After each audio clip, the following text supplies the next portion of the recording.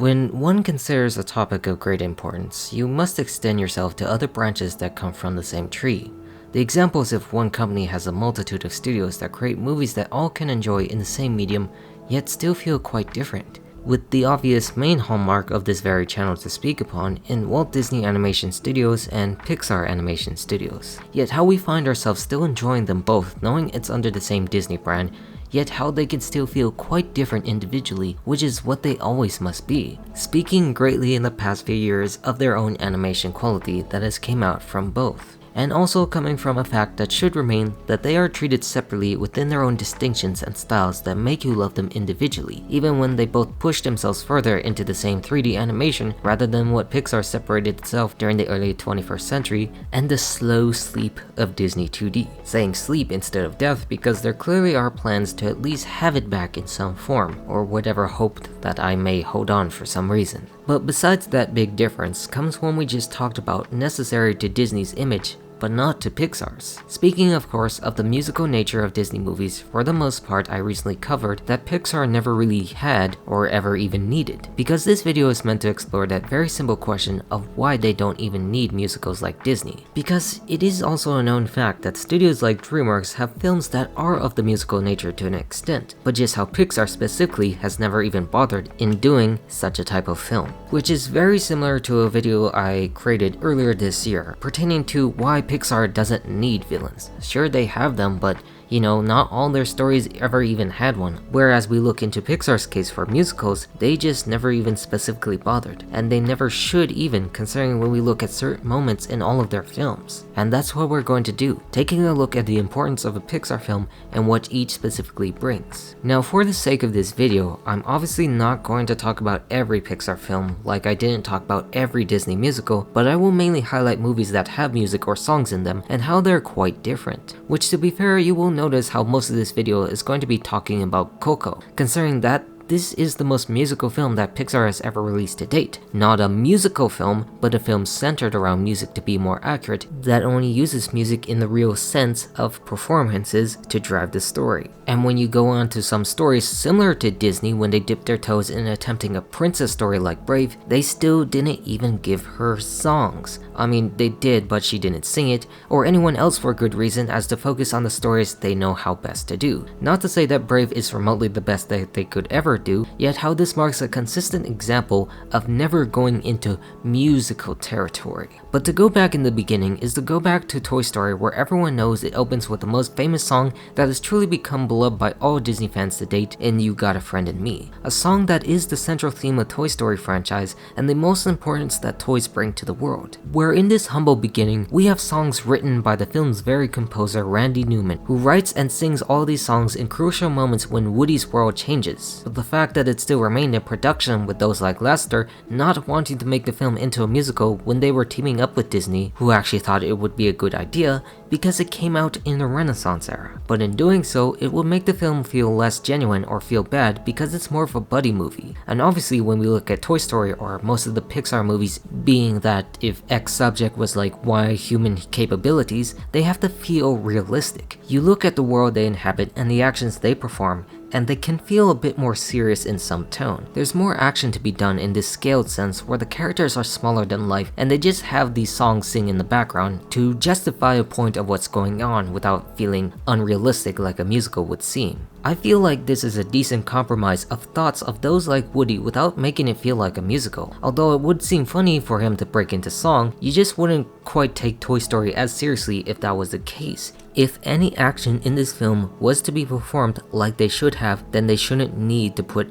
any musical moment in the film, which is frankly how everything for Pixar started to form, from this fresh new image that presented something quite different. Another point I forgot to add was the fact that Randy Newman also did the soundtrack for Princess and the Frog later for Disney, which of course remarked the turn of both 2D and musicals to the company after the big break, which does say a lot about his own capabilities. And there also is a decent fact of mentioning films like Toy Story when they made productions later on in life like Toy Story the Musical that premiered on the Disney Wonder Ship. censorship, meaning you could still turn these films into musicals, but that came after the fact, not before. Which, speaking of that, comes another musical created for Disney parks, like the Finding Nemo one at Animal Kingdom, which proves how you can turn these animated films into musicals easily, which was done by the likes of Christian Anderson and Robert Lopez, who we all know created the popular Frozen soundtrack, and to this video's extent, some of the songs of Coco. One of the highlighted songs from that production is called The Big Blue World, which also plays in the Seas attraction at Epcot, which a lot of people seem to love, meaning it could easily work since they have already shown it like this. But even while such a musical soundtrack does exist out there, it doesn't mean Finding Nemo should have been one itself or would have worked if that were the case. Remember, there is a difference between musical plays made after the movies themselves and the movies that were designed with other intentions, which again,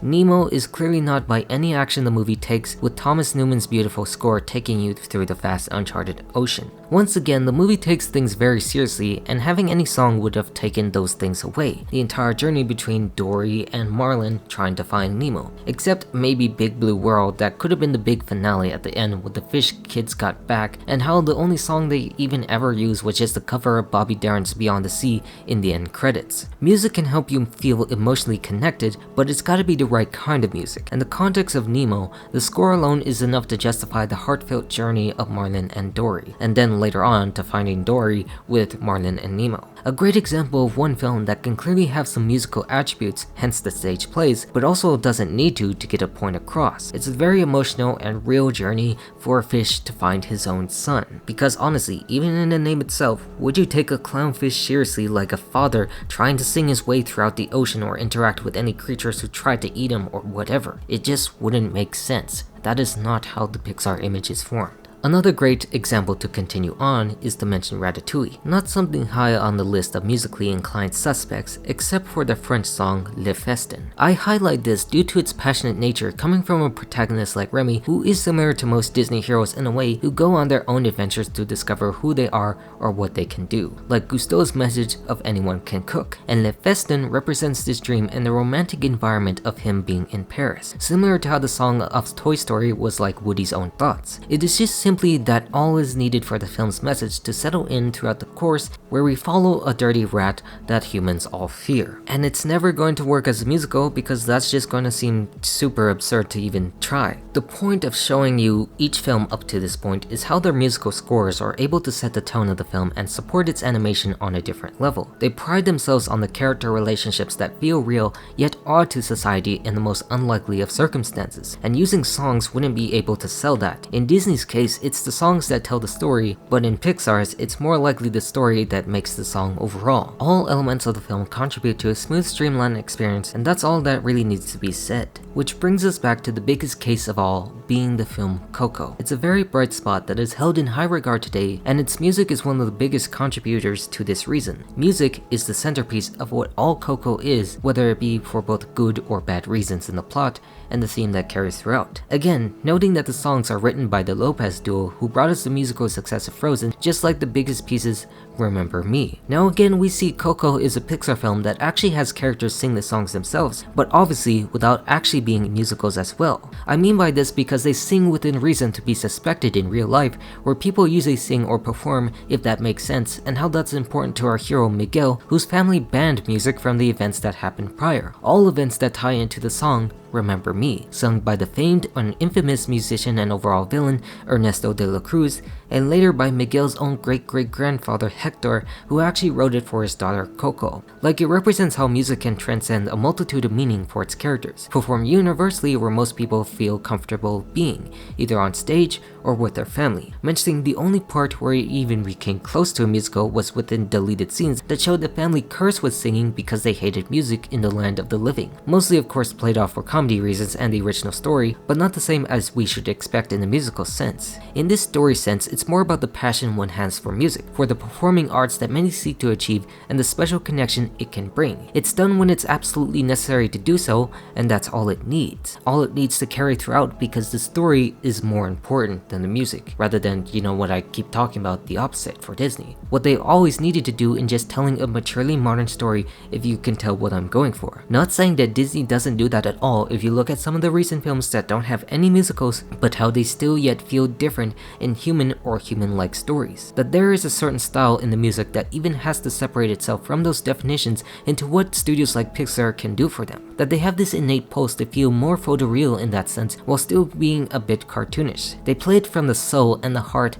and it exists in the background to inform the characters' decisions, not based on one fairy tale or historical mood, but an idea that bonds families and friends together for a more simple lifestyle choice. All the basic concepts of what Pixar is when it comes to working, learning, or playing, and how everyone can see it through that can either be good or bad. Where as much as we love a good musical or songs that can play that tell us how important a person's story is, sometimes it's best if they show us it themselves. That we more focus on the realistic attitude of a Pixar character rather than the fantastic image of a Disney one, where they both can coexist to their own separate identities. Why we love them both under the brand for a different flavor that comes with or without certain things, and how that is necessary to continue for both if they want to be identified with such individuals. And the moment you stop and the moment you start listening to the overall picture, like what would have happened to Toy Story, you fail everyone for misunderstanding the principles of their story's ideas. Sure, they can have it, they still have a lot of history to unfold to say otherwise, but it just doesn't feel the same if they were to work out like that. You need to feel the emotion through the background and the actual heartbreaking moments that are logically inclined when it comes to Pixar. And you need to hear the musical of a character's connections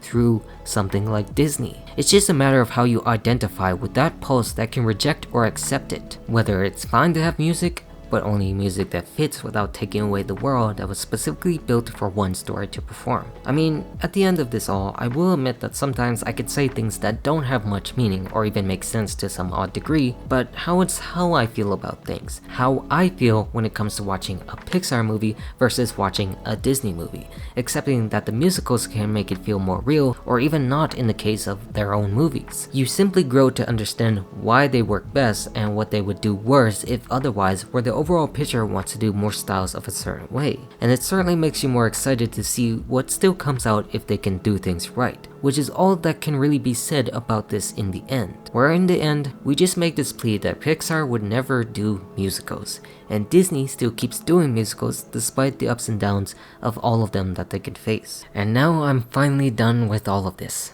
Goodbye.